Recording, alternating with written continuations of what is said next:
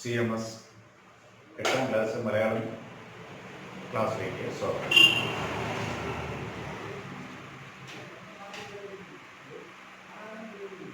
UP ക്ലാസ്സിൽ നിന്ന് വ്യത്യസ്തമായി മലയാള ഭാഷയെക്കുറിച്ച് കുറച്ച് കൂടി ആധികാരികമായി നമ്മൾ എട്ടാം ക്ലാസ്സിൽ പഠിക്കുകയാണ്.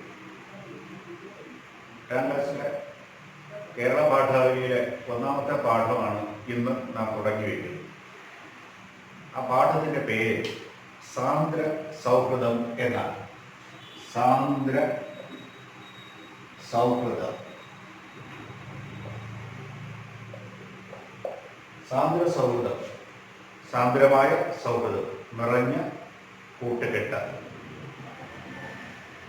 18ാം നൂറ്റാണ്ടിൽ ജീവിച്ചിരുന്ന രാമകൃഷ്ണ വാര്യർ എഴുതിയ കുചേലവൃത്തം വഞ്ചിപ്പാട്ടിൻ്റെ ഒരു ഭാഗമാണ് സാന്ദ്ര സൗഹൃദം എന്നുള്ള പാഠഭാഗത്ത് നമുക്ക് പഠിക്കുവാനുള്ളത്.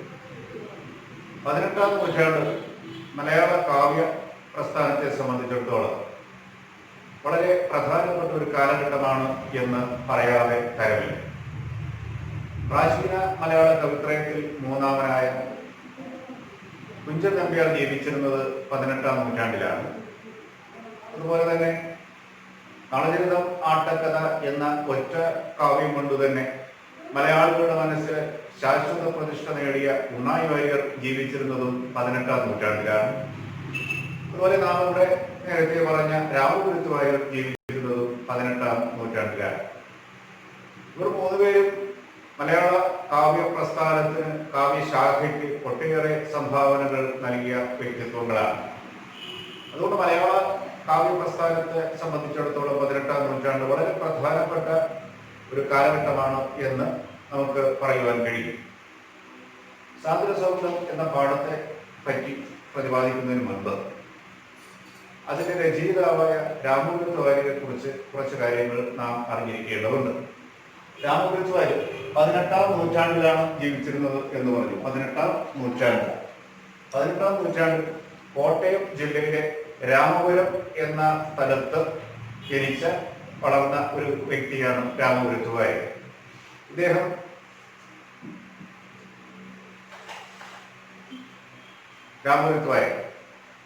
ഒരു സാധാരണ ദരിദ്ര കുടുംബത്തിലാണ് ജനിച്ചത്. കുട്ടിക്കാലം കൊണ്ട് തന്നെ ശരിക്കും ദാരിദ്ര്യം അനുഭവിച്ചിരുന്ന ഇദ്ദേഹം ജീവനോപാധികൾക്ക് വേണ്ടി ധാരാളം മാർഗങ്ങൾ സ്വീകരിച്ചിരുന്നു. അതിലൊന്ന് വൈക്കം ക്ഷേത്രത്തിലെ മാല കെട്ടുന്ന ജോലിയായിരുന്നു. ഇങ്ങനെ ഇദ്ദേഹം ഈ ജോലി തുറന്നുകൊണ്ടിരിക്കുമ്പോൾ തന്നെ സംസ്കൃതത്തിൽ ചില ചെറിയ ശ്ലോകങ്ങളും കവിതാശകലങ്ങളും ഒക്കെ കുത്തിക്കുറിക്കുക പതിവായിരുന്നു. ഈ വൈക്കം ക്ഷേത്രത്തിൽ ഇടയ്ക്കിടെ തൊഴാൻ വേണ്ടി വരുന്ന ഒരു രാജാവായിരുന്നു വടക്കങ്കൂർ രാജവംശത്തിലെ രാജാവായിരുന്ന രാമവർമ്മ രാജാവ്. ഈ രാമവർമ്മ രാജാവ് വൈക്കം ക്ഷേത്ര സന്നിധിയിൽ വെച്ച് രാമപുരത്ത് വാര്യരുമായി പരിചയപ്പെട്ടു. അവർ വളരെ സൗഹൃദത്തിലായി. അങ്ങനെ രാമപുരത്ത് വാര്യർ വടക്കങ്കൂർ രാജാവായിരുന്ന രാമവർമ്മ രാജാവിന്റെ ആശ്രിതനായി കഴിഞ്ഞു വരികയായിരുന്നു. ഈ രാമവർമ്മ രാജാവ് ഇടയ്ക്കിടെ വൈക്കം ക്ഷേത്രത്തിൽ ഭജനം ഇരിക്കാൻ വരുന്ന പതിവുണ്ടായിരുന്നു. അങ്ങനെ ഒരിക്കൽ ഇദ്ദേഹം വൈക്കം ക്ഷേത്രത്തിലെ ഭജനം ഇരിക്കാൻ വന്ന സമയത്ത് തിരുവിതാംകൂർ രാജാവായിരുന്ന മാർത്താണ്ഡവർമ്മ മഹാരാജാവും ഇതേ ആവശ്യത്തിനായി ആ ക്ഷേത്ര സന്നിധിയിൽ എത്തി. രാമവർമ്മ രാജാവ് രാമപുരത്ത് വാര്യരെ മാർത്താണ്ഡവർമ്മ മഹാരാജാവിന് പരിചയപ്പെടുത്തി കൊടുത്തു.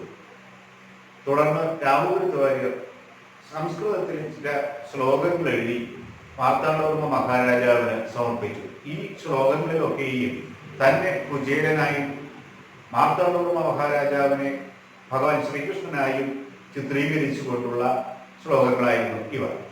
ഇത് വായിച്ച മാർത്താണ്ഡവർമ്മ മഹാരാജാവിന് നന്നേ ബോധിച്ചു. തുടർന്ന് മാർത്താണ്ഡവർമ്മ മഹാരാജാവ് തന്നോടൊപ്പം തിരുവിതാംകൂറിലേക്ക് അല്ലെങ്കിൽ വേണാടിലേക്ക് വരുന്നതിന് വേണ്ടി ഈ രാമപുരത്ത് വാര്യരെ ക്ഷണിക്കുകയാണ് ഉണ്ടായത്.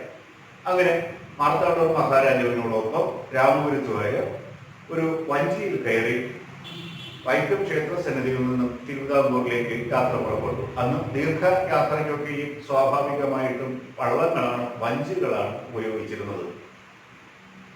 ഈ മാർത്താണ്ഡവർമ്മ മഹാരാജാവ് സഞ്ചരിച്ചിരുന്ന ആ പള്ളിയോടത്തിൽ വെച്ച് മാർത്താണ്ഡവർമ്മ മഹാരാജാവിന്റെ ആജ്ഞപ്രകാരം രാമപുരത്ത് വാര്യർ ഒരു കാവ്യം രചിക്കുകയായിരുന്നു. രാജാവ് സഞ്ചരിക്കുന്നത് കൊണ്ടാണ് ഈ ഓണത്തെ പള്ളിയോളം എന്ന് വിളിക്കുന്നത്. സാധാരണയായി രാജാക്കന്മാരുമായി ബന്ധപ്പെട്ട പല മതങ്ങളിലും ഈ പള്ളി എന്നുള്ള വാക്കുകൂടി ചേർത്ത് ഉപയോഗിക്കാറുണ്ട്. പള്ളി ഉറക്കം, പള്ളി നീരാട്ട് എന്നൊക്കെ പറയും. അതുകൊണ്ട് ഈ ഓണത്തെ അല്ലെങ്കിൽ ഈ വഞ്ചിയെ പള്ളിയോളം എന്ന് പറയും. ഈ പള്ളിയോളത്തിൽ ഇരുന്നു കൊണ്ട് അങ്ങനെ രാമപുരത്തുകാര് ഒരു കാവ്യം രചിക്കുകയാണ്. ഭാഗവതം ദശമസ്കന്ധത്തിലെ കഥയിലെ ആധാരമാക്കി ആ കഥ ഭാഗവതം ദശമസ്കന്ധത്തിലെ കുചേരോപാഖ്യാനം എന്നിവയുള്ള ഒരു ഭാഗമുണ്ട്. ആ കഥയെ ആധാരമാക്കി ശ്രീകൃഷ്ണന്റെ ജീവചരിത്രം അദ്ദേഹം ഒരു വഞ്ചിപ്പാട്ടിന്റെ രൂപത്തിൽ എഴുതുകയാണ്. ഈ വഞ്ചി സാധാരണയായി വള്ളം ഇങ്ങനെ ഈ സഞ്ചരിക്കുമ്പോൾ ഈ ഓളത്തിന്റെ തിരതള്ളലിനനുസരിച്ച് അത് ഉയർന്നും താഴ്ന്നുമാണ് നീങ്ങാറുള്ളത്. അത് നദവും ഉന്നതവുമായി താഴ്ന്നും ഉയർന്നുമാണ് ഇത് നീങ്ങാറുള്ളത്. അതുകൊണ്ട് അതേ ഈണത്തിൽ അതേ താളത്തിൽ നദോന്നത എന്നിവയിലുള്ള ഒരു വൃത്തത്തിലാണ് ഈ കാവ്യം രചിച്ചിട്ടുള്ളത്. വൃത്തം എന്താണെന്നുള്ളത് താഴ്ന്ന ക്ലാസ്സുകളിൽ നിങ്ങൾ പഠിച്ചിട്ടുണ്ടാകും. വൃത്തം പദ്യം വാർക്കുന്ന തോതിനെയാണ് അല്ലെങ്കിൽ അളവിനെയാണ് പദ്യം വാർക്കുന്ന തോതിനെയാണ് അളവിനെയാണ് വൃത്തം എന്ന് പറയുന്നത്. നദോന്നത എന്നുള്ള വൃത്തത്തിലാണ് നദോന്നത എന്ന വൃത്തത്തിലാണ് ഈ കാവ്യം രചിച്ചിട്ടുള്ളത്. ഈ കാവ്യത്തിന്റെ അതുപോലെ മറ്റൊരു കാവ്യം കൂടെ അദ്ദേഹം എഴുതിയിട്ടുണ്ട് എന്നാണ് പറയപ്പെടുന്നത്. ഭാഷ അഷ്ടപതി എന്നാണ് അതിന്റെ പേര്. ഭാഷ അഷ്ടപതി, അതുപോലെ കുചേലവൃത്തം, വഞ്ചിപ്പാട്ട്, ഇങ്ങനെ 2 കാവ്യങ്ങളാണ് രാമപുരത്ത് വാര്യർ രചിച്ചിട്ടുള്ളത്. ഒരു പ്രാവശ്യം കൂടെ 18ാം നൂറ്റാണ്ടിലാണ് രാമപുരത്ത് വാര്യർ ജീവിച്ചിരുന്നത്. കോട്ടയം ജില്ലയിലെ രാമപുരം എന്ന ഗ്രാമപ്രദേശത്താണ് അദ്ദേഹം ജനിച്ചു വളർന്നത്. വളരെ ദരിദ്രനായിരുന്നു ഇദ്ദേഹം. തന്റെ ദാരിദ്ര്യത്തിൽ നിന്ന് കരകയറുന്നതിന് വേണ്ടി വൈക്കം ക്ഷേത്രത്തിൽ മാല കെട്ടുക തുടങ്ങിയ ചെറിയ ജോലികളിൽ ഏർപ്പെട്ടു വരവെ അവിടെ നിത്യസന്ദർശകനായിരുന്ന വടക്കുംകൂർ രാജവംശത്തിലെ രാമവർമ്മ രാജാവുമായി അദ്ദേഹം പരിചയപ്പെട്ടു. ഈ പരിചയം രാമപുരത്ത് വാര്യരെ രാമവർമ്മയുടെ കൊട്ടാരത്തിൽ എത്തിക്കുകയാണ്. അങ്ങനെ രാമവർമ്മ മഹാരാജാവിന്റെ സഹചാരിയായി മാറിയ ഇദ്ദേഹം പിൽക്കാലത്ത് വൈക്കം ക്ഷേത്ര സന്നിധിയിൽ ദർശനത്തിന് വന്ന മാർത്താണ്ഡവർമ്മ മഹാരാജാവുമായി പരിചയപ്പെട്ടു. അതിന് രാമവർമ്മ രാജാവാണ് അദ്ദേഹത്തെ സഹായിച്ചത്. മാർത്താണ്ഡവർമ്മയ്ക്ക് താൻ സംസ്കൃതത്തിൽ ചില ശ്ലോകങ്ങൾ എഴുതി സമർപ്പിച്ചു. ഈ ശ്ലോകങ്ങളിലൊക്കെ തന്നെ കുചേലനായും മാർത്താണ്ഡവർമ്മ മഹാരാജാവിനെ ശ്രീകൃഷ്ണനായും സങ്കല്പിച്ചുകൊണ്ടാണ് ശ്ലോകങ്ങൾ എഴുതിയത്. ഇത് ഇഷ്ടപ്പെട്ട മാർത്താണ്ഡവർമ്മ മഹാരാജാവ് മടക്കയാത്രയിൽ തന്നോടൊപ്പം രാമപുരത്ത് വാര്യരെയും കൂടെ കൂട്ടി ഇങ്ങനെ ഈ മടക്കയാത്രയിൽ പള്ളിയോളത്തിലുള്ള യാത്രയിൽ മാർത്താണ്ഡവർമ്മ മഹാരാജാവിന്റെ ആജ്ഞപ്രകാരം അല്ലെങ്കിൽ താല്പര്യപ്രകാരം രാമപുരത്ത് വാര്യർ രചിച്ച കൃതിയാണ് കുചേലവൃത്തം, വഞ്ചിപ്പാട്ട്. കൂടാതെ ഇദ്ദേഹം ഭാഷ അഷ്ടപതി എന്നൊരു കാവ്യം കൂടെ എഴുതിയിട്ടുണ്ട്. വഞ്ചിപ്പാട്ട് പ്രസ്ഥാനത്തിന് ഉപജ്ഞാതാവ് എന്നും ഇദ്ദേഹം അതുകൊണ്ട് തന്നെ അറിയപ്പെടുന്നു. വഞ്ചിപ്പാട്ട് പ്രസ്ഥാനത്തിന്റെ ഉപജ്ഞാതാവ് രാമപുരത്ത് വാര്യർ. 2 കൃതികളുടെയും പേര് മറക്കരുത്: കുചേലവൃത്തം, വഞ്ചിപ്പാട്ട്, ഭാഷ അഷ്ടപതി. എന്താണ് ഈ പാഠത്തിലെ പ്രതിപാദ്യ വിഷയം? സ്വാതന്ത്ര്യ സൗഹൃദം എന്നുള്ള പാഠഭാഗത്തിലെ പ്രതിപാദ്യ വിഷയം എന്ന് നമുക്ക് പരിശോധിക്കാം. നമുക്കറിയാം, പണ്ട് കാലങ്ങളിൽ ഗുരുകുല വിദ്യാഭ്യാസ സമ്പ്രദായമാണ് നിലവിലിരുന്നത്. ഇന്നത്തെ ഔപചാരികമായ വിദ്യാഭ്യാസത്തിൽ നിന്നും വളരെ വ്യത്യാസമുള്ള, വളരെ വ്യത്യസ്തതയുള്ള ഒരു വിദ്യാഭ്യാസ സമ്പ്രദായമായിരുന്നു ഗുരുകുല വിദ്യാഭ്യാസ സമ്പ്രദായം. ഗുരുകുല വിദ്യാഭ്യാസത്തിലെ പ്രധാനപ്പെട്ട ഒരു സവിശേഷത എന്ന് പറയുന്നത് ഗുരുവിന്റെ വീട്ടിൽ തന്നെ താമസിച്ച് ശിഷ്യൻ വിദ്യാഭ്യസിക്കുന്ന രീതിയാണ് ഗുരുകുല വിദ്യാഭ്യാസം. ഗുരുവിന്റെ വീട്ടിൽ ശിഷ്യൻ താമസിച്ച് വിദ്യാഭ്യസിക്കുന്ന രീതിയാണ് ഗുരുകുല വിദ്യാഭ്യാസം.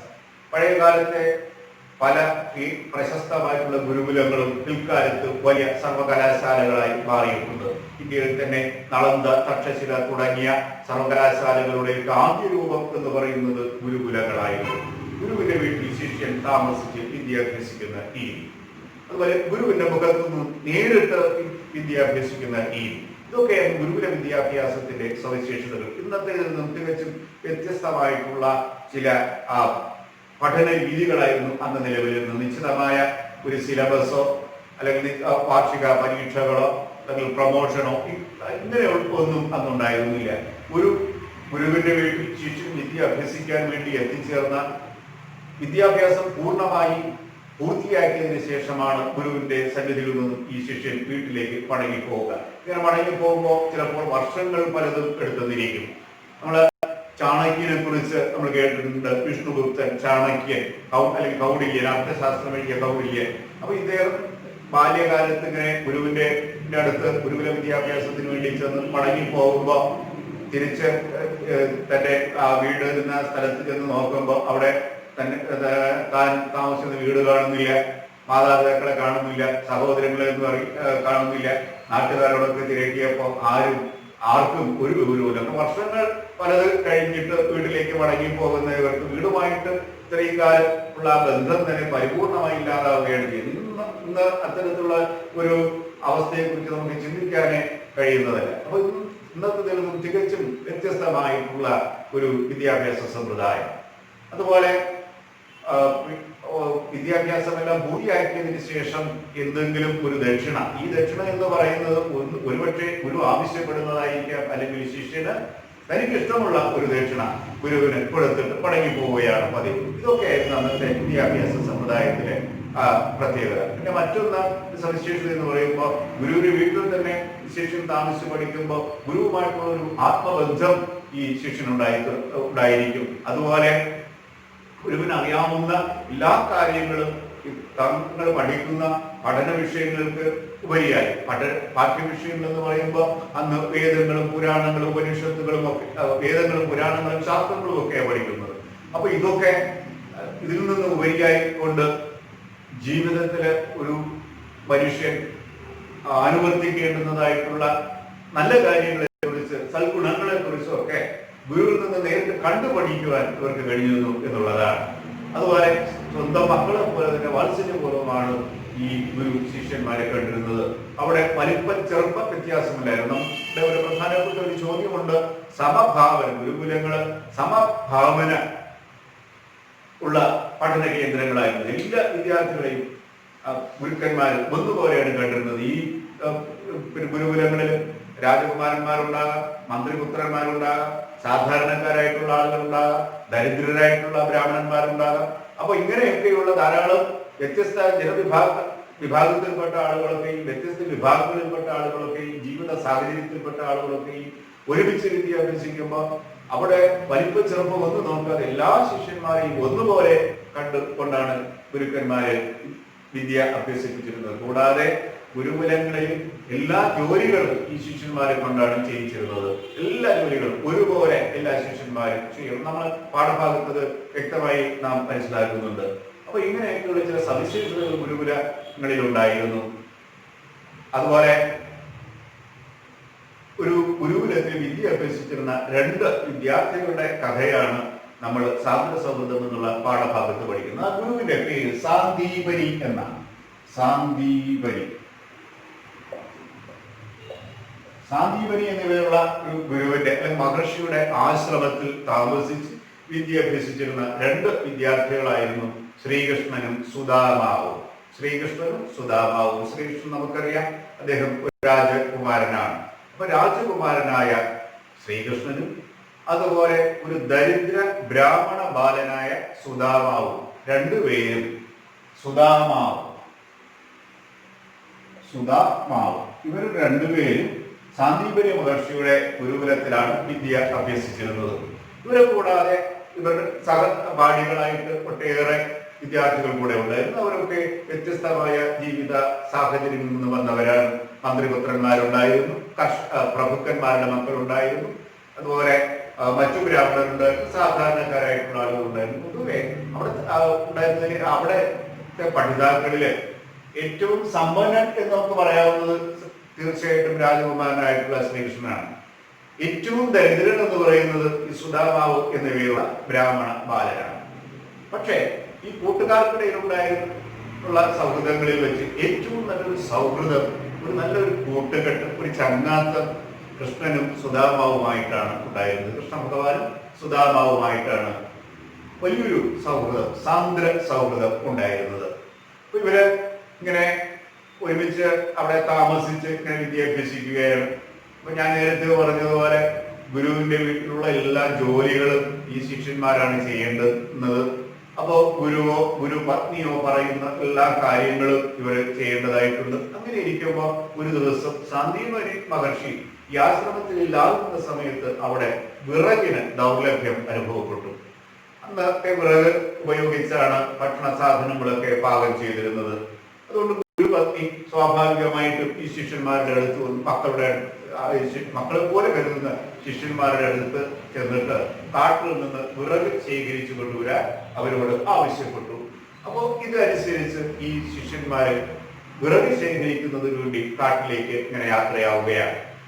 ഇവിടെ പോയി വിറകൊക്കെ ശേഖരിച്ചു കഴിഞ്ഞപ്പോൾ കുട്ടികളെ ഒന്ന് കളിക്കണമെന്നൊക്കെ തോന്നി. അവര് ഒന്ന് കുറെയൊക്കെ കളിച്ചു. ഇത് അങ്ങനെ ഇരിക്കുമ്പോൾ പെട്ടെന്ന് ഈ കാലാവസ്ഥയ്ക്ക് ഒരു മാറ്റം ഉണ്ട്. പെട്ടെന്ന് അപ്രതീക്ഷിതമായിട്ട് ശക്തമായ കാറ്റ്, ഇടിയും മിന്നലും മഴയും ഒക്കെ കൂടെ എന്ന് വന്നു. അപ്പൊ ഈ കുട്ടികളൊക്കെ പേടിച്ചിട്ടുണ്ട്. പിന്നെ ഈ ശക്തമായിട്ടുള്ള മഴയിലും കാറ്റിലും ഇടിമിന്നലിലും ഒക്കെ തിരിച്ച് ആശ്രമത്തിലേക്ക് പോകുവാൻ ബുദ്ധിമുട്ട് അവർക്ക് അനുഭവപ്പെട്ടു. അതുകൊണ്ട് ഇവര് മഴ ഒന്ന് ശമിക്കുന്നത് വരെ ഒന്ന് അവിടെ തന്നെ കഴിച്ചു കൂട്ടാമെന്ന് കരുതിയിട്ട് ഇവരൊക്കെയും ഒരു ഗുഹയ്ക്കുള്ളിലേക്ക് പ്രവേശിക്കുകയാണ്. ഒരു ഗുഹയ്ക്കുള്ളില് ഇവരിന്ന് ശക്തമായ കാറ്റും ഇവരെല്ലാവരും പരസ്പരം പേടിച്ച് വിറച്ച് പരസ്പരം കൈകോർത്ത് പിടിച്ച് അങ്ങനെ ഇരിക്കുകയാണ്. പക്ഷെ മണിക്കൂറുകൾ നീണ്ടുപോയി. പെട്ടെന്ന് ആ നേരം ഇരുട്ടി, ഭയങ്കര ഇരുട്ടായി, കാടും കൂടെയാണ്. അപ്പൊ തിരിച്ച് വീട്ടിലേക്ക് പോകാൻ, ആശ്രമത്തിലേക്ക് പോകാൻ ഒരു നിവൃത്തിയില്ല. ഗുരുവിന്റെ ഭവനത്തിലേക്ക് പോകാൻ ഒരു നിവൃത്തിയില്ല. അവര് ആ രാത്രി അവിടെ തന്നെ കഴിച്ചു കൂട്ടുകയാണ്. ഇതിനിടയിൽ ആ ഗുരു ആശ്രമത്തിൽ തിരിച്ചെത്തി. ഗുരു പത്നിയോട് കയർത്തു. ഏതായാലും ആ പിറ്റേ ദിവസം പ്രഭാതത്തില് മറ്റുള്ള ആളുകളെയും കൂട്ടിക്കൊണ്ട് ഈ കാട്ടിലേക്ക് പോകാൻ ഗുരു തയ്യാറായി നിൽക്കുകയാണ്. അപ്പൊ അദ്ദേഹം ആകെ അങ്കലാപ്പിലാണ്. കാരണം ഒന്നും രണ്ടും കുട്ടികളല്ല, വിവിധ ഭവനങ്ങളിൽ നിന്ന് വന്ന വിവിധ പ്രദേശങ്ങളിൽ നിന്ന് കുട്ടികളാണ്. ഈ പറഞ്ഞതുപോലെ രാജകുമാരന്മാരും പ്രഭുകുമാരന്മാരും മന്ത്രി പുത്രന്മാരും അടക്കം ഉള്ള ഒരു കുട്ടികളുടെ ഒരു കൂട്ടമാണ്. അപ്പൊ അവരുടെ രക്ഷകർത്താക്കളിൽ നിന്ന് കുട്ടികളെ കുറിച്ച് ചോദിക്കുമ്പോൾ എന്ത് സമാധാനം പറയും? അങ്ങനെ തികച്ചും അങ്കലാപ്പില് ആയിരിക്കുകയാണ് ഈ ഗുരു സാന്ദീപനിയെ കുറിച്ച്. അപ്പോഴേക്കും പിന്നെ നനഞ്ഞു കുതിർന്ന് വിറക് കെട്ടുകളുമായിട്ട് ഈ ശിഷ്യന്മാർ വന്ന് ആ പാദത്തിൽ അങ്ങനെ വീഴുകയാണ്. വീണിട്ട് അദ്ദേഹത്തെ ഇങ്ങനെ സാഷ്ടാംഗം നമസ്കരിക്കുകയാണ്. ഇതാണ് ഈ നമ്മുടെ പാഠഭാഗം നമുക്ക് പഠിക്കുവാനുള്ളത്. അപ്പോൾ നമ്മൾ കൃഷ്ണഭഗവാനും സുധാമാവും സഹപാഠികളായിരുന്നു എന്ന് പറഞ്ഞു. പഠനമൊക്കെ കഴിഞ്ഞതിന് ശേഷം രണ്ടുപേരും ഗുരുവിന് ദക്ഷിണയൊക്കെ നൽകി. ഈ ദക്ഷിണ നൽകി പിരിഞ്ഞു പോകുന്നതിനെ പാരണ വീടുക എന്നാ പറയുക. പാരണ വീടൊക്കെ കഴിഞ്ഞു ഇവര് അവരവരുടെ നാട്ടിലേക്ക് യാത്രയാവുകയാണ് ചെയ്തു. കൃഷ്ണൻ നമുക്കറിയാം തുടർന്ന് ദ്വാരകയിലെ രാജാവായി ഇങ്ങനെ വാഴുകയാണ്. സുധാമാവ് അദ്ദേഹത്തിന്റെ നാട്ടിലേക്ക് പോയി. സുധാമാവ് ഒരു ദരിദ്ര ബ്രാഹ്മണനായിരുന്നു എന്ന് പറഞ്ഞു. അദ്ദേഹത്തിന്റെ ദാരിദ്ര്യത്തിന് ഒരു കുറവും ഉണ്ടായില്ല. അദ്ദേഹം നാട്ടിൽ ചെന്ന് വിവാഹമൊക്കെ കഴിഞ്ഞു, മക്കളൊക്കെ ജനിച്ചു. അദ്ദേഹം മക്കളുടെ എണ്ണം കൂടുന്നതിനനുസരിച്ച് ദാരിദ്ര്യത്തിലേക്ക് ഇങ്ങനെ കുത്തിക്കൊണ്ടിരിക്കുകയാണ്. പക്ഷേ അദ്ദേഹം തികഞ്ഞ ഒരു കൃഷ്ണഭക്തനായിരുന്നു. എല്ലായ്പ്പോഴും കൃഷ്ണനാമം ജപിച്ചുകൊണ്ടാണ് ഇദ്ദേഹം നടന്നത്. മാത്രമല്ല ഭാഗവത പുസ്തകം എപ്പോഴും ഇദ്ദേഹം തന്റെ കയ്യിൽ കരുതുമായിരുന്നു. എപ്പോഴും കൃഷ്ണനാമം ജപിച്ചുകൊണ്ടാണ് നടക്കുന്നത്. ഭാഗവത പുസ്തകവും എപ്പോഴും കയ്യിൽ കരുതും. തികച്ചും ഒരു കൃഷ്ണഭക്തൻ തന്നെയായിരുന്നു ഇദ്ദേഹം സുധാമാവ് എന്ന ബ്രാഹ്മണൻ. അദ്ദേഹം ദരിദ്രനായതുകൊണ്ട് കുചേലൻ എന്നറിയപ്പെട്ടു. കുചേലൻ എന്നുള്ള പദത്തിന് ദരിദ്രൻ എന്നാണ് അർത്ഥം. അതിന്റെ വിപരീത പദം കുബേരൻ എന്നാണ്.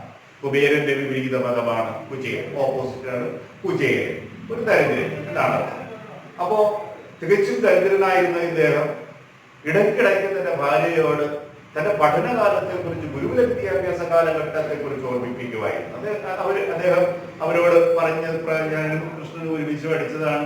ദ്വാരകയിലെ രാജാവായിട്ടുള്ള കൃഷ്ണൻ എന്റെ ഏറ്റവും അടുത്ത ചങ്ങാതിയായിരുന്നു എന്നിങ്ങനെ ഇടയ്ക്കിടയ്ക്ക് അദ്ദേഹം പറയുക പതിവായിരുന്നു. അപ്പോഴൊക്കെ ഈ ഭാര്യ അദ്ദേഹത്തോട് സ്വാഭാവികമായിട്ടും ഇങ്ങനെ പറയുമായിരുന്നു, നിങ്ങൾ അങ്ങനെ ഒരു കാര്യം ചെയ്യുക, അങ്ങനെയാണെങ്കിൽ നമ്മൾ തികച്ചും ദാരിദ്ര്യം അനുഭവിക്കുകയില്ലേ? അതുകൊണ്ട് ആ കൃഷ്ണ ഭഗവാനെ ചെന്ന് കണ്ട് എന്തെങ്കിലും ഒരു സഹായം നിങ്ങൾ ചോദിക്കണം. അപ്പൊ അതൊക്കെയും തികച്ചും മോശമാണ് എന്ന് ആണ് കുചേലൻ കരുതിയിരുന്നത്.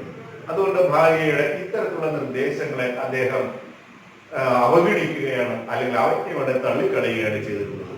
എന്നാൽ ഒടുവിൽ ഭാര്യയുടെ നിർബന്ധം സഹിക്കുക വയ്യാതെ അവസാനം കൃഷ്ണനെ കാണുന്നതിന് വേണ്ടി ദ്വാരകയിലേക്ക് പുറപ്പെടാൻ കുചേലൻ തയ്യാറായി. പക്ഷെ വർഷങ്ങൾ നീണ്ട ഒരു ഇടവേളയ്ക്ക് ശേഷം പഴയ ആത്മാർത്ഥ സുഹൃത്തിനെ കാണാൻ വേണ്ടി പോകുമ്പോൾ വെറും കൈയോടെ പോകുന്നത് ഉചിതമല്ല എന്ന് ഈ കുചേലൻ ഭാര്യയോട് പറഞ്ഞു. അപ്പൊ ഭാര്യ നോക്കിയപ്പോ വീട്ടില് പിന്നെ വലിയ വിഭവങ്ങളൊന്നുമില്ല, പൊതുവെ പട്ടിണിയാണ്. അയൽപക്കത്തു നിന്നൊക്കെ ഈ അപ്പുറത്തുനിന്നും ഇപ്പുറത്തുനിന്നും ഒക്കെ യാചിച്ചു വാങ്ങിയ കുറച്ച് നെല്ല് ഒരു ഭാഗത്ത് ഇരിപ്പുണ്ട്. അത് നെല്ല് എന്ന് പൂർണ്ണമായി പറയാൻ കഴിയില്ല, അതിൽ കല്ലും മണ്ണും ഒക്കെ അടങ്ങിയിട്ടുണ്ട്. ഈ കല്ലും മണ്ണും എല്ലാം അടങ്ങി ഈ നെല്ല് അവിലാക്കി കൊടുത്തയക്കാൻ ഭാര്യ തീരുമാനിച്ചു. കുചേലന്റെ ഭാര്യ അപ്രകാരം ആ നെല്ല് കുത്തി അതിനെ അവിലാക്കുകയാണ്. എന്നിട്ട് ഒരു പഴയ പഴുത്തുണിയിൽ ഇതിനെ പൊതിഞ്ഞ് കൃഷ്ണന്റെ കയ്യിലേക്ക് കൊടുക്കുകയാണ്. അപ്പൊ കുചേലന്റെ കയ്യിലേക്ക് ഈ ഭാര്യ കൊടുക്കുകയാണ്. അദ്ദേഹം അടുത്ത ദിവസം പ്രഭാതത്തിൽ പുറപ്പെടാൻ എന്ന് ഭാര്യയോട് പറഞ്ഞ് ഈ പൊതിയൊക്കെ ഭദ്രമായിട്ട് വച്ചിട്ട് കിടന്നുറങ്ങുകയാണ്. പിറ്റേ ദിവസം പ്രഭാതത്തില് അദ്ദേഹം എഴുന്നേറ്റ് കുളിച്ചു ശുദ്ധരായി ഈ പൊതി കയ്യിലെടുത്തു. കൂടെ താൻ എപ്പോഴും കൊണ്ട് നടക്കാറുള്ള ഭാഗവത പുസ്തകവും കയ്യിലെടുത്തു. എന്നിട്ട് ഒരു ഓലക്കുടയും ഏന്തി അദ്ദേഹം ഇങ്ങനെ നടന്ന് ഇങ്ങനെ യാത്ര പോവുകയാണ്. കൃഷ്ണനാമം ജപിച്ചുകൊണ്ടാണ് പോകുന്നത്. ഈ പുസ്തകവും ഈ തുണിയിൽ പൊതിഞ്ഞ അവിലും അദ്ദേഹം കക്ഷത്താണ് വച്ചിട്ടാണ് യാത്ര. രണ്ടും കൂടി കക്ഷത്തിൽ ഇടുക്കിക്കൊണ്ട് എന്നാണ് രാമപുരത്തുവാരെ എഴുതിയിട്ടുള്ളത്. ഭദ്രമായ പുസ്തകം, മുണ്ടിൽ പൊതിഞ്ഞ പൊതിയും ഭദ്രമായ പുസ്തകവും രണ്ടും കൂടി കക്ഷത്തിങ്കൽ ഇടുക്കിക്കൊണ്ട് ഇങ്ങനെ യാത്ര പുറപ്പെടുകയാണ്. നല്ല വെയിലൂടെ ഉള്ള ഒരു ദിവസമായിരുന്നത്. യാത്ര പോവുകയാണ്. ഒരു ഓലക്കുടയുണ്ടെന്ന് പറഞ്ഞു. ഈ ഓലയുടെ പല ഭാഗങ്ങളും ഒക്കെ അതൊക്കെ പൊളിഞ്ഞൊക്കെ പോയിട്ടുണ്ട്. ചില ഭാഗങ്ങൾ ഈർക്കിൽ മാത്രമേ ഉള്ളൂ. ഇതൊക്കെ കൊണ്ടാണ് അദ്ദേഹം ഇങ്ങനെ യാത്ര പോകുന്നത്.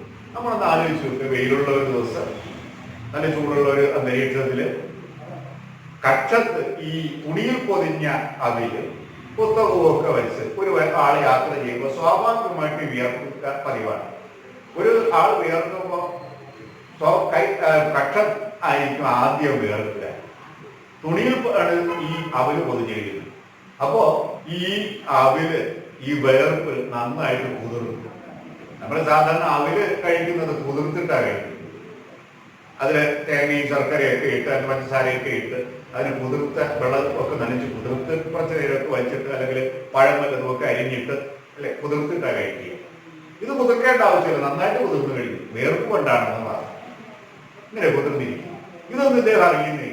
കാരണം ഇദ്ദേഹം കൃഷ്ണനാമനെ മാത്രം മനസ്സിൽ സ്മരിച്ചുകൊണ്ട് കൃഷ്ണനാമം ജപിച്ചുകൊണ്ട് ഇങ്ങനെ യാത്ര ചെയ്യുന്നത്. സ്വാഭാവികമായിട്ടും ഇതിൽ സംഭവിച്ചത് ഈ തുണി ഇങ്ങനെ ഈ നനഞ്ഞതും ഈ അവില് കുതിർന്നതൊന്നും ഇദ്ദേഹം അറിയുന്നില്ല. ഇദ്ദേഹം നടന്ന് നേരെ ആ ദ്വാരകയിലെത്തി. അപ്പൊ ഇദ്ദേഹം കൊട്ടാരത്തിൽ ഇങ്ങനെ സമീപിച്ചു. കൊട്ടാരത്തിന്റെ 2ാം നിലയില് പത്നിയോടൊപ്പം കൃഷ്ണ ഭഗവാൻ ഇങ്ങനെ ഇരിക്കുകയാണ്. അദ്ദേഹത്തിന് നോക്കിയപ്പോൾ ഒരു മനുഷ്യനെ വരുന്നുണ്ട്. ഒറ്റ നോട്ടത്തിൽ തന്നെ അത് തന്റെ പഴയ സതീർത്ഥ്യനാണെന്ന് മനസ്സിലാക്കി ഇദ്ദേഹം ആവേശത്തോടുകൂടെ ഓടി താഴെ ഇറങ്ങി അദ്ദേഹത്തെ ഇങ്ങനെ ആലിംഗനം ചെയ്ത് സ്വീകരിച്ചു കൊണ്ടുപോയി ലക്ഷ്മി തൽപ്പത്തിന്മേൽ ഇരുത്തി. അത് തന്റെ സിംഹാസനത്തിൽ തന്റെ ഭാര്യ ഇരിക്കേണ്ടുന്ന അതേ സ്ഥാനത്ത് തന്നെ അദ്ദേഹം കൊണ്ടുവന്ന് ഇരുത്തുകയാണ്. ഇരുത്തിയിട്ട് പിന്നെ പഴയ കഥകളൊക്കെയും ചോദിക്കുകയും പഴയ കാര്യങ്ങളൊക്കെ സ്വാഭാവികമായിട്ടും വിദ്യാഭ്യാസ കാലത്തിന് ശേഷം വർഷങ്ങൾക്ക് ശേഷം കണ്ടുമുട്ടുന്ന 2 സുഹൃത്തുക്കൾ ധാരാളം പഴയ കാര്യങ്ങൾ ഓർക്കാനുണ്ടാകും. രസകരമായ സംഭവങ്ങൾ ജീവിതത്തിലുണ്ടായി, അല്ലെങ്കിൽ വേദനിപ്പിച്ച സംഭവങ്ങൾ, സന്തോഷിപ്പിച്ച സംഭവങ്ങൾ, അനുഭവങ്ങൾ. അപ്പൊ ഇങ്ങനെയൊക്കെയുള്ള കാര്യങ്ങളൊക്കെ ഓർക്കുക പതിവാണ്. അപ്പൊ ധാരാളം കാര്യങ്ങൾ ഓർക്കുന്ന കൂട്ടത്തിൽ ആണ് ഈ കാട്ടില് വിറകൊടിക്കാൻ പോയ ഈ കഥ ഓർക്കുന്നത്. അതാണ് നമ്മുടെ പാഠഭാഗമായി ഇവിടെ നൽകിയിരിക്കുന്നത്. ഇത് തുടർന്ന് എന്താ സംഭവിച്ചതെന്നറിയുമോ? ഈ പൊതി ദേഹത്തിന്റെ കയ്യിൽ നിന്ന്. കൃഷ്ണൻ ചോദിച്ചു, എന്താ ഇതൊക്കെ ആണല്ലോ, നീ വെറും കൈയോടെ ഒന്നും കൊണ്ടുവന്നില്ലേ എന്ന് ചോദിച്ചപ്പോൾ ഈ പൊതിയുടെ കാര്യം ഓർത്തത്. അപ്പോഴാണ് അതങ്ങനെ നനഞ്ഞു കുതിർന്നിരിക്കുന്നത് കുചേലന്റെ ശ്രദ്ധയിൽപ്പെട്ടത്. അദ്ദേഹം അത് ഒളിക്കാൻ ശ്രമിച്ചു. പക്ഷേ ബലപ്രയോഗത്തിലൂടെ തന്നെ കൃഷ്ണൻ അത് കരസ്ഥമാക്കിയിട്ട് ഒരു പിടി അവൽ വാരി അങ്ങോട്ട് ഭക്ഷിക്കുകയാണ്. കല്ലും നെല്ലുമെല്ലാം അവലെന്നു വെച്ചിട്ടൊരു വീടി നല്ലവണ്ണം വാരി വേഗം വയറ്റിലാക്കി. കല്ലും നെല്ലും എല്ലാം അവലാണ് എന്ന് കരുതിയിട്ട് ഇദ്ദേഹം ഒരു പിടി വാരി വയറ്റിലാക്കി. അപ്പോൾ ഒരു അത്ഭുതം അവിടെ സംഭവിക്കുകയാണ്. ഇദ്ദേഹം ഒരു പിടി അവൽ വാരി ഭക്ഷിച്ചപ്പോൾ കൃഷ്ണന്റെ കുചേലന്റെ വീടിരുന്ന സ്ഥാനത്ത് കൃഷ്ണന്റെ കൊട്ടാരത്തിന് തുല്യമായ ഒരു കൊട്ടാരമാണ് അങ്ങനെ സൃഷ്ടിക്കപ്പെടുകയാണ്. അപ്പൊ ഇത് തൊട്ടടുത്ത് നിന്ന് ലക്ഷ്മി ദേവി മനസ്സിലാക്കി, കൃഷ്ണന്റെ ഭാര്യ ഇത് മനസ്സിലാക്കുകയാണ്. അപ്പോ കൃഷ്ണൻ രണ്ടാമത് അവർ വരാൻ ശ്രമിച്ചപ്പോ അവർ ആ കയ്യിൽ കയറി പിടിച്ചിട്ട് തടയുകയാണ്. അവർ പറയുന്നത്, താങ്കൾ എന്താണ് ഈ ചെയ്യാൻ പോകുന്നത്? താങ്കൾ എന്നെ കുചേലന്റെ ഭക്തിക്ക് ദാസിയാക്കാനാണ് ശ്രമിക്കുന്നത് എന്ന് പറഞ്ഞാൽ ഇപ്പോ ഒരു പിടി അവര് കൃഷ്ണൻ വാരി ഭക്ഷിച്ചപ്പോ കുചേലന്റെ വീഴുന്ന സ്ഥലത്ത് കൃഷ്ണന്റെ കൊട്ടാരത്തിന് തുല്യമായ ഒരു കൊട്ടാരം ഉണ്ട്. രണ്ടാമത് വീണ്ടും ഒരു പിടി അവൽ വാരി ഭക്ഷിക്കുകയാണെങ്കിൽ കുചേലന്റെ വീഴുന്ന സ്ഥലത്ത് വീണ്ടും ഒരു കൊട്ടാരം നമ്മൾ സൃഷ്ടിക്കപ്പെടാൻ സാധ്യതയുണ്ട്. അങ്ങനെയാണെങ്കിൽ സ്വാഭാവികമായി രണ്ട് കൊട്ടാരമുള്ള കുചേലൻ രാജാവായി മാറുകയും കൃഷ്ണൻ കുചേലന്റെ ദാസനായി മാറുകയും ചെയ്യും. അങ്ങനെയാണെങ്കിൽ ഞാൻ അല്ലെങ്കിൽ കൃഷ്ണപത്നി കുചേലന്റെ പത്നിക്ക് ദാസിയായി മാറേണ്ടതായിട്ട് വരും.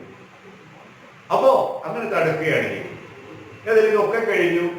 ഈ സംഭവിച്ചതൊന്നും കുചേലൻ അറിയുന്നില്ല. കുചേലൻ തിരിച്ച് വീട്ടിലേക്ക് യാത്രയാണ്. കുറെ ദൂരം പോയപ്പോഴാണ് അദ്ദേഹം മനസ്സിലാക്കുന്നത്, പിന്നെ താൻ ഓർത്തത് താൻ വന്നത് ഇങ്ങനെ എന്തെങ്കിലും സഹായം ചോദിക്കാനായിരുന്നു. അത് താൻ ചോദിച്ചില്ല.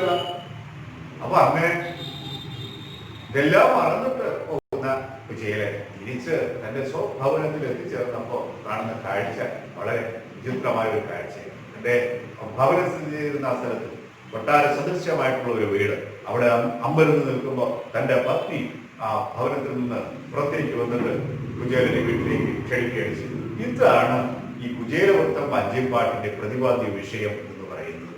ഇപ്പൊ കേവലം ദരിദ്രനായിരുന്ന കുചേലൻ രാജാവായിരുന്ന കൃഷ്ണഭഗവാനെ സന്ദർശിച്ചതിന് ശേഷം എങ്ങനെ സമ്പന്നനായി മാറിയോ അതുപോലെ വെറും ദരിദ്രമായ ഒരു സാഹചര്യത്തിൽ ജനിച്ചു വളർന്ന രാമപുരത്തുവാര് മാർത്താണ്ഡവർമ്മ മഹാരാജാവുമായി ബന്ധപ്പെട്ട് അദ്ദേഹത്തെ കണ്ടുമുട്ടി അദ്ദേഹത്തിന്റെ കൊട്ടാരത്തിലേക്ക് എത്തിച്ചേരുമ്പോഴാണ് തന്റെ താല്പര്യമെല്ലാം മാറി തനൊരു സമ്പന്നനായി മാറുന്നത്. അതുകൊണ്ട് തന്നെ സ്വന്തം ജീവിത കഥകളെ ചാലിച്ചു ചേർത്ത ഒരു വഞ്ചിപ്പാട്ടാണ് ഈ കുചേലവൃത്തം വഞ്ചിപ്പാട്ട് എന്ന് പറയാം. സാന്ദ്ര സൗഹൃദം എന്നുള്ള പാഠം പുസ്തകം നമുക്ക് അടുത്ത ക്ലാസ്സിൽ ചർച്ച ചെയ്യാം.